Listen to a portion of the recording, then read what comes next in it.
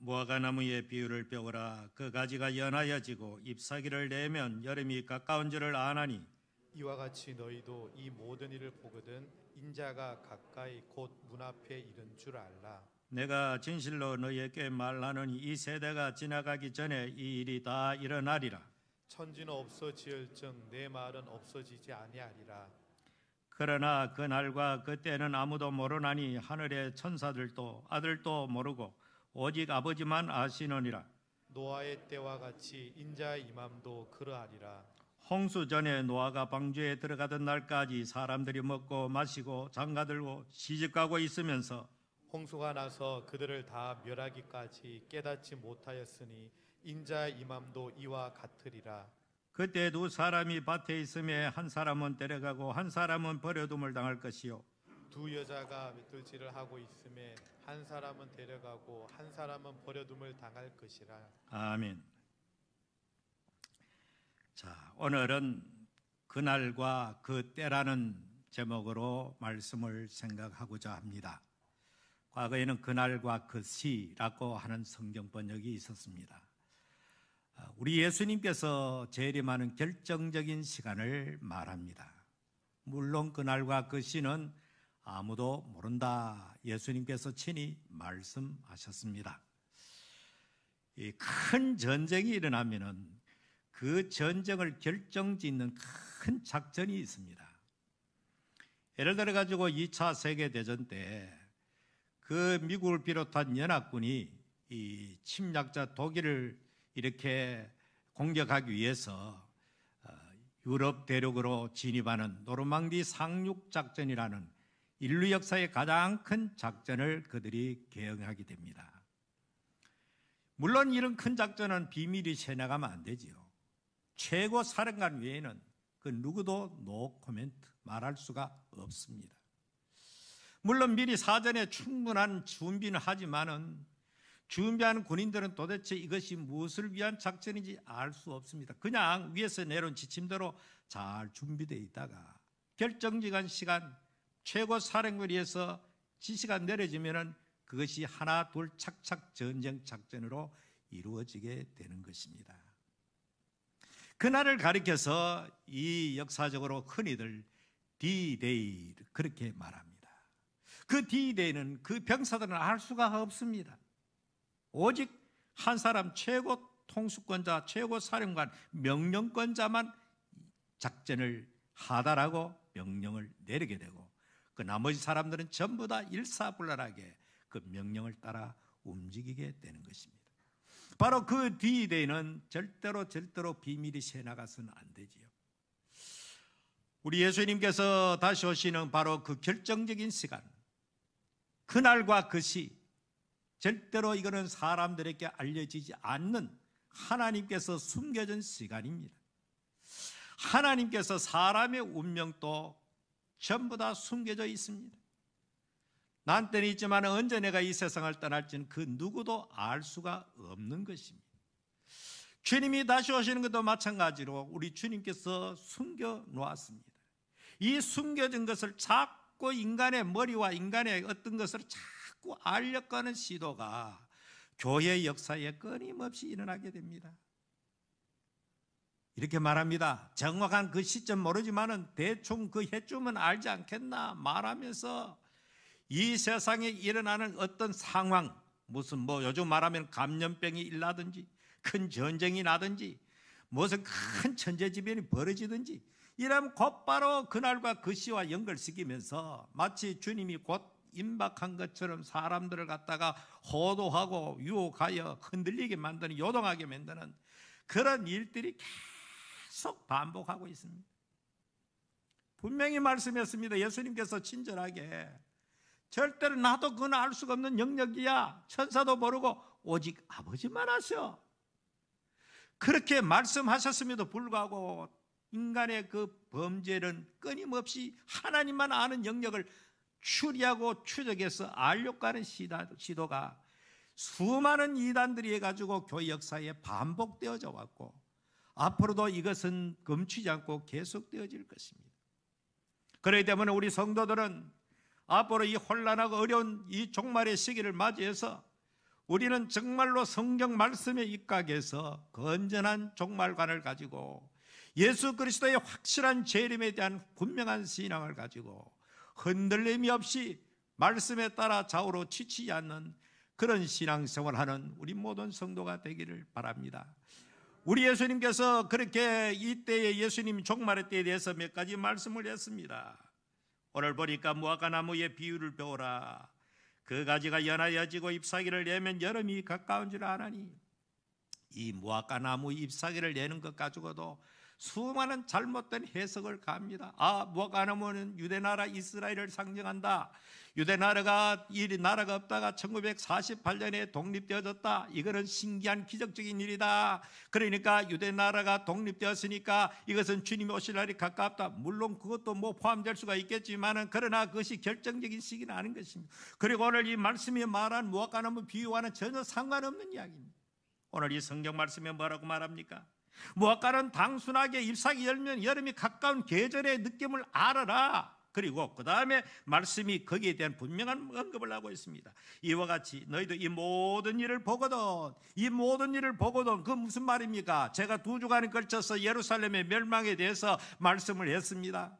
다시 말하면 결정적으로 그 시대의 제자들과 살아있는 사람들에게 분명히 예수님께서 말씀하시는 겁니다.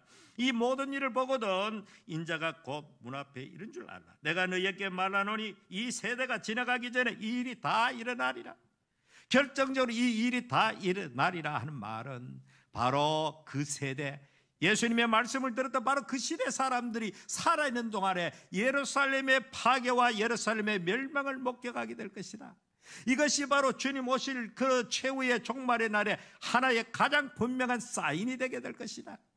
그들은 절대로 전혀 그것을 받아들이지 못했습니다. 이와 같이 그들은 마음이 어두워졌기 때문에 예수님이 하신 그 의도를 잘못 알아차린 것입니다. 예수님께서 예루살렘 종말의 때 마지막 예루살렘 함락되기 전에도 전쟁이 일나고 또 이렇게 기근이 일나고 지진이 일나고 거짓 그리스도와 거짓 선자들이 수도 없이 출몰하게 될 것이다. 제가 말씀드린 대로 예루살렘이 멸망되기 전에도 수많은 거짓 그리스도들과 수많은 난리와 전쟁이 끊임없이 일어났던 것이 바로 그 시대의 상황이었습니다. 그렇다고 해가지고 그것이 곧바로 예수님 오시는 주님의 인자에 임하는 날이 아니라고 주님께서 분명히 말했습니다. 이런 일이 일어나지만 이것은 하나의 전환의 스타트 출발이 될 뿐이다. 그러니까 우리는 시간 개념이 있어가지고 어떤 이야기를 성경이 말씀하는가 하면은 천년이 하루 같고 하루가 천년 같든 이 한 가지를 잊지 말아라. 우리는 자꾸 사람의 생각, 사람의 시간관념으로 성경을 보고 또 주님 오실 그 임박한 주님의 재림에 대해 자꾸 생각을 하니까 판판이 어긋나게 되는 것입니다. 하루가 천년 같고 천년이 하루 같은, 그러니까 예수님의 영원한 시간 속에 계신 하나님 입장에 보면은 2000년 전 예루살렘 멸망과 예수님 재림 사이에 그 긴 기간 같지만은 주님이 볼 때는 천년이 밤의 한 경점같이 될 뿐이라고 말씀한 그 말씀에 비춰보면은 너무나도 그것은 짧은 시간에 불과하다는 것입니다. 하나님의 관점에서 그 말씀을 이해할 때 비로소 제대로 이해가 되는 것입니다. 예루살렘의 파괴와 멸망은 바로 최후의 그리스도를 반역하는 이 세상의 모든 무리들 일거에 심판하실 그날에 대한 하나의 예고편적인 그림인 것입니다. 그때는 어떤 자비도 없습니다. 어떤 긍휼도 찾아볼 거 없고 오직 하나님의 공의로운 심판만이 내려질 뿐인 것입니다. 그때는 준비되어 있고 기다리고 깨어있는 성도들에게만은 놀라운 하나님의 최종적 구원의 은총이 임할 뿐인 것입니다. 그래서 우리는 이 귀한 말씀을 통해서 주님께서 분명히 말씀한 대로 그때는 아무도 모르고 하늘의 천사도 모르고 아들도 모르고 오직 아버지만 아시나니라. 분명히 여러 가지 징조를 말씀했지만 정확한 그날과 그 시는 알 수가 없다. 앞으로도 언제쯤 된다 오만 이야기를 이렇게 우리에게 들을지라도 절대로 그것은 거짓말이다 생각하고 한 사람도 미혹되지 않는 성도가 되기를 주의 이름으로 축원합니다. 그러면은 예수님께서 참 친절하세요. 그러면 구체적으로 예수님께서 그때의 이 세상의 종말의 때 주님 오실 때 인자가 임한 때는 어떤 세상이 될 것인가를 과거에 있었던 역사에 있었던 한 큰 사건을 통해서 예수님께서 이야기를 합니다. 그날은 언제냐? 바로 노아의 때와 같다. 오늘 성경 말씀에 보니까 노아의 때와 같이 인자의 임함도 그러하리라. 우리 예수님께서 재림하시는 그날 그때에도 바로 노아의 때와 같게 될 것이다. 여러분 성경 보십시오. 이 39절 38절에 보면 이런 말씀이 나오지요. 홍수 전에 노아가 방주에 들어가던 날까지 사람들이 먹고 마시고 장가들고 시집가고 있으면서 홍수가 나서 그들을 다 멸하기까지 깨닫지 못하였으니 인자의 임함도 그러하리라. 여러분 예수님이 재림할 때 그때는 세상이 우리가 깜짝 놀랄 척킹한 일이 일어나는 시대가 아닙니다. 굉장히 오해를 하는 것입니다. 예수님이 오시는 그날도 현재와 별 차이가 없다 이 말입니다.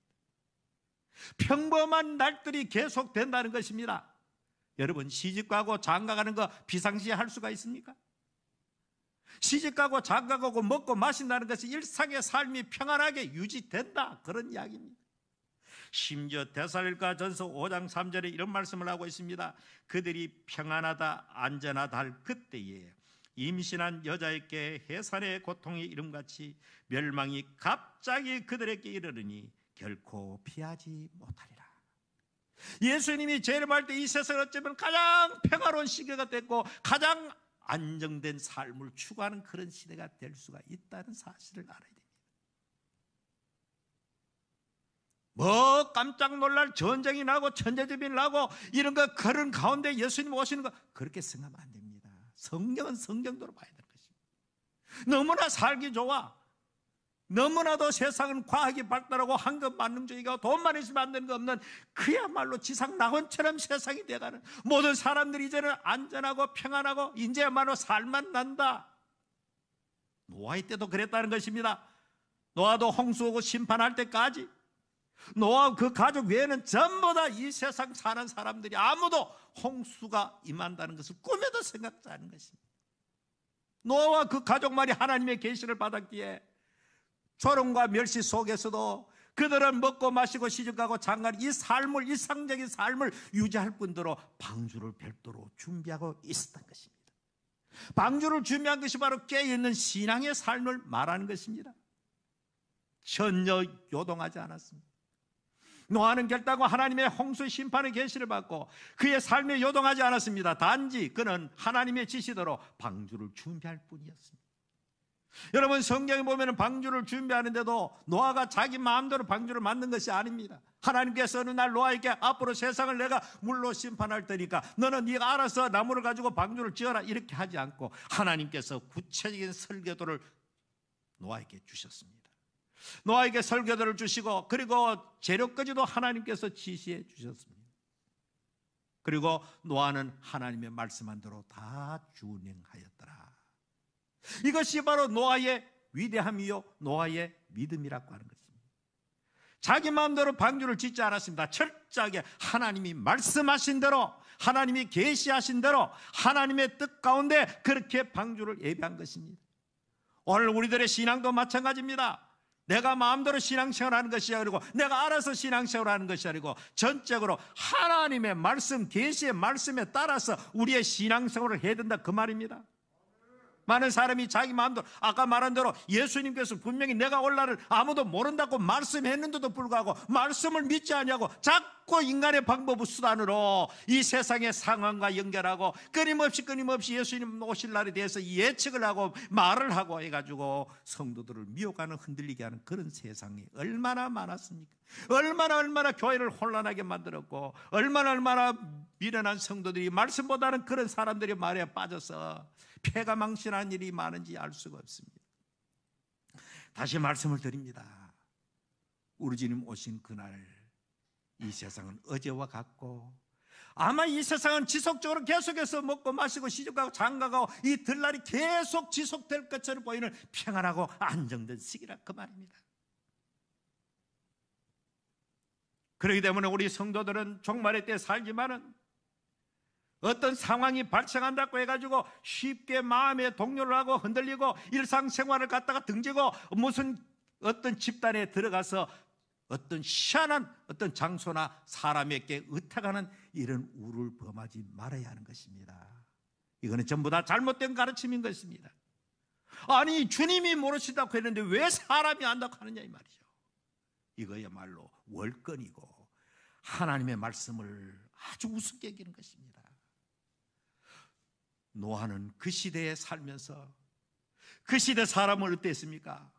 아니 시집가고 장가고 먹고 마시는 것이 잘못된 것이 아닙니다. 사람으로서 마땅히 해야 될 것이지만은 그 시대 사람은 그것밖에 몰랐다 이 말입니다. 하나님에 대해 관심이 없습니다. 노아가 계속해서 홍수가 임할 세상 심판한다는 의를 계속해서 120년 동안 전파했지만 그 누구도 노아의 말에 귀를 기울이지 않았다 그런 이야기입니다. 하나님의 말씀을 우습게 여기고 하나님의 말씀이 무시되는 그런 시대였습니다. 관심조차도 없는 시대입니다. 여러분 뭐 기후 변화가 어떻고 온난화가 어떻고 앞으로 전쟁이 어떻고 막 여러 가지지만은 가장 결정적인 것이 무엇이 아닙니까? 이 세상 사람들이 하나님에 대해 관심이 떨어지고 하나님에 대해서 아무 관심이 없는, 아니 교회조차도 주님의 재림에 대해서 분명히 성경 말씀했지만은 예수님 공중에 구름 타고 재림하신다는 가장 그런 원초적이고 중단 복음에 대해서 선포를 하지 않으니까 성도들도 그저 이 세상에 먹고 마시고 시집가고 장가들고 여기에 몰두해가지고 마치 예수님이 재림한다는 소식은 깜깜무소식처럼 그렇게 살아가는 것이 바로 이 세대의 가장 위험한 현상인 것입니다. 그렇기 때문에 오늘 우리는 그 옛날 노아 시대처럼 주님 오실 그날을 해가지고 세상이 뭐 발칵 뒤집혀지고 깜짝 놀고 충격적인 그런 일이 일어나는 가운데 주님 오시는 것이 아니고 어쩌면 폭풍의 전야처럼 예수님 오기 직전에는 더욱더 안전하고 고요하고 평안하고 그 누구도 예수님 다시 오심에 대해서 관심조차도 없는 그런 시대가 가장 위험한 시대라는 사실을 꼭 기억하시기를 바랍니다. 자, 그리고 그 다음에 예수님께서 또 두 가지 예를 들었습니다. 뭐를 들었는가 하면은 그때 두 사람이 밭에 있으면 한 사람은 데려가고 한 사람은 버려둠을 당할 것이요, 두 여자가 맷돌질을 하고 있으면 한 사람은 데려가고 한 사람은 버려두게 될 것이다. 여기에 남자는 아마 들에 가서 밭을 갈고 있었겠지요. 밭에서 일을 했겠지요. 또 여자들은 집에서 맷돌질을 했겠지요. 옛날에는 전부 다 사람이 먹을 수 있는 먹거리는 곡식들은 전부 다 맷돌질을 해가지고 사람들이 먹지 않았습니까? 저 어릴 때에도 시골에서 방앗간 이띠들 방앗하고 맷돌을 필수적으로 집집마다 다 있었죠. 저도 방앗도 찧어봤고 맷돌을 돌려박기도 했습니다. 옛날에 다 여자들이 하는 일이었죠. 그런 일은. 이 말씀 속에 숨겨진 의미가 무엇일까요? 여러분 같이 맷돌질을 했다는 것은 한 집에 어머니와 며느리가 될 수 있고 어머니와 딸이 될 수가 있습니다. 그렇잖아요. 함께 맷돌질을 했다 이거죠. 들에 나가 일하는 사람도 마찬가지입니다. 한 가족이 될 수도 있고 요즘으로 말하면 같이 사업을 영역하는 사람도 될 수가 있고, 주님 오실 때 그날 또 여전히 세상은 맷돌질을 하고 밭에 일을 하는 일상생활이 계속해서 연장되고 유지됐다는 것을 분명하게 예수님께서 말씀하고 있는 것입니다. 그런데 문제는 어느 날 예고치 않는 시기에 하늘에서 공중의 천사장의 나팔 소리와 함께 주님께서 말씀하신 주님이 하늘에서부터 강림하는 그 엄청나고 인류 역사 이때까지 예언하고 예언하던 그 모든 것이 이루어진 그날이 바로 역사의 한 날, 분명히 그날이 반드시 오고 마는데 그날에 혼련하고 돌련하고 돌발적인 그런 사건이 온 지구촌에 온 우주를 진동하는 그날이 될 때에 그때 준비되어 있는 같이 맷돌질을 하고 밭에 일을 했지만은 겉으로 보기엔 똑같아. 똑같은 상황에서 똑같은 일을 하고 똑같은 사업을 하고 똑같은 일을 하지만은 똑같은 직장에 출근했지만은 데려감을 당한 자는 누구겠습니까? 두말할 것 없이 방주를 예비한 사람입니다. 노아가 그 시대에 농사도 짓고 가족도 거느리고 살면서 방주를 지었던 것처럼 맷돌질을 하지만은, 밭을 갈고 있지만은, 사업을 하지만은, 직장에 나가지만은, 학교 가지만은 그 심령 속에 방주를 지은 사람이라 그 말입니다. 오늘 우리 성도들께서 주일마다 또 이렇게 일상생활 속에서 우리가 이 세상 사람들이 하지 않는 신앙생활을 하는 것은 바로 그날이 있는 것을 알기 때문에 우리는 지금 방주를 준비하는 과정에 있는 사람들인 것입니다. 똑같은 장소에서 똑같은 상황이 있지만 한 사람은 버려두고 한 사람은 데려감을 당한다. 오늘 여기에는 우리 모든 성도들은 한 사람도 버려둠을 당하는 그런 불량한 자가 없기를 주의 이름으로 축복합니다. 다 주님이 천사와 더불어 강림하실 때에 천사들의 손에 이끌려서 다 데려감을 당하는, 다 들림받을 수 있는 그런 정말로 영광스러운 반열에 세워지는 성도가 되기를 바랍니다. 가령 그날에 나는 데려감을 당하지 못하고 버려둠을 당하는 그런 사람의 운명을 내가 맡고 있다면 얼마나 비탄스럽고 슬프다고 말로 다 할 수가 없겠죠. 그 이상의 절망적인 상황이 없게 될 것입니다. 분명합니다. 주님의 말씀을 잘 들으세요. 주님의 말씀은 똑같은 상황에서 일하고 살아가고 일상적인 삶이 유지되었지만 마음속에 언제나 주님 오심을 기다리며 대망하며 주 예수의 강림에 대해서 늘 깨어있는 그런 믿음 생활하는 사람, 이런 사람은 빈부귀천 관계없이 그날에 데려감을 당하게 될 것입니다. 주님의 손에 이끌림을 받게 될 것입니다. 그러나 제 아무리 세상에 날뛰는 사람이라도 이 주님의 오심에 대해서, 제 이름에 대해서, 주님의 오심에 대해서 아무런 관심이 없고 먹고 마시고 시집가고 장가드는 그 일만 몰두한 사람, 이 사람은 제 아무리 세상에 잘나고 똑똑하고 도덕군자할지라도 도리 없이 그들은 버려둠을 당하게 될 수밖에 없게 될 것입니다.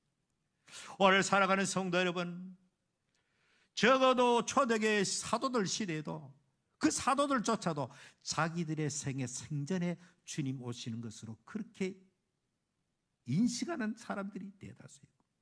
아니, 모든 시대에 경건하게 살았던 교회의 역사 속에는 언제나 그 시대는 자기 대에 주님 오실 것을 생각하고 구별되게 거룩하게 살았던 것입니다.